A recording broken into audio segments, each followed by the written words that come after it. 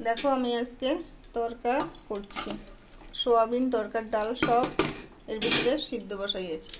আদা রসুন একটু একটু করে সব থেতো করে নেওয়া হয়েছে। আদা রসুন বড় দেখে একটা পেঁয়াজ নেওয়া হয়েছে, বাটার নেওয়া হয়েছে দেখো, আর মশলা নেওয়া হয়েছে, এটা সানরাইজ, আর নেওয়া হয়েছে গরম মশলা, গোটা গরম মশলা, দেখতেই পাচ্ছ গোটা গরম মশলা নেওয়া হয়েছে। এবার এটা সিদ্ধ হতে লাগুক। ওটা এর ভিতরে আমি দেখো ছোলা ভিজিয়ে রেখেছি রাত্রে, আমার অন্য সেই সিটি আমার পড়ছে এখন, বুঝতেই পারছো। আর ছোলা নিয়েছি এর ভিতরে, আর নিয়েছি দুটো কিছু ডিম নিয়েছি।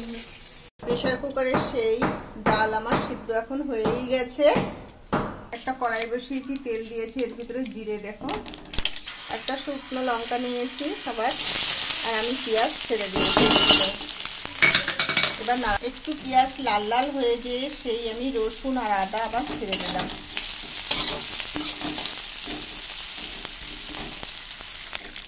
দেখো আমি এর ভিতরেই ডিম ছেড়ে দিলাম, একটু হালকা লবণ দেবো। এবার তোমরা পরিমাণ মতো লবণ নেবে।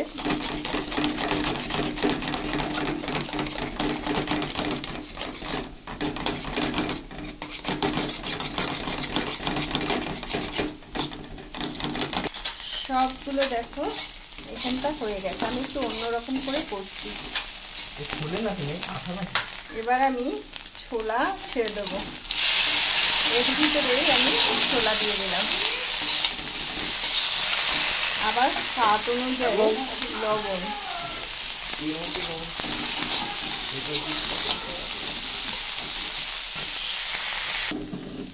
আমি সব এর ভিতরে সেই আবার সব ঢেলে দিচ্ছি। দেখো সেই ডাল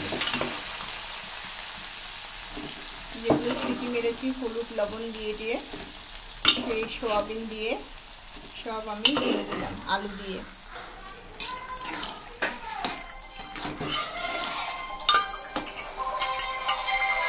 ধোয়া জলটাও আমি এর ভিতরে ছেড়ে দিলাম, দেখতেই পাচ্ছ। সব রাজমা টাজমা সব দিয়েছি, এবার ঢাকা দেওয়ার পালা। আমি এখন গরম মশলা ঢেলে দিলাম, সেই গোটা তরকা মশলা ঢেলে দেওয়া হলো।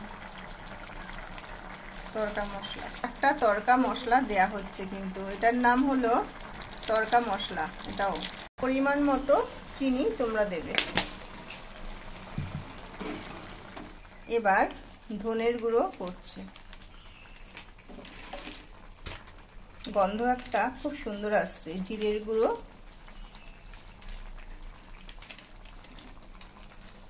লঙ্কার গুঁড়ো। এবার আবার একটু ফুটবে। তুমি দেখো এটাকে একটু গরম করে আগে নিয়েছি, বাটারটা ছেড়ে দিয়েছি, টেস্টটা ভালো হবে তাই। খুব টেস্ট একটা গন্ধ আসছে, দেখতেই পাচ্ছ তরকাটার থেকে, আর দেখতেও খুব সুন্দর হয়েছে।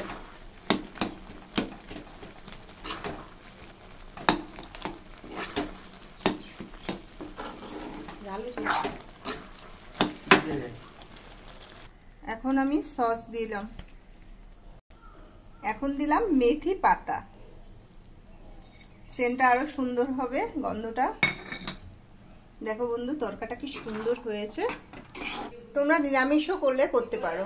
টাটা বন্ধুরা, ভালো লাগলে লাইক শেয়ার কমেন্ট করো। আর কি বলবো, প্রত্যেকটা বার যা বলি আমাদের তাই বলছি, আর কিছু বলার নেই বন্ধুরা। টাটা, লাইক শেয়ার কমেন্ট করো।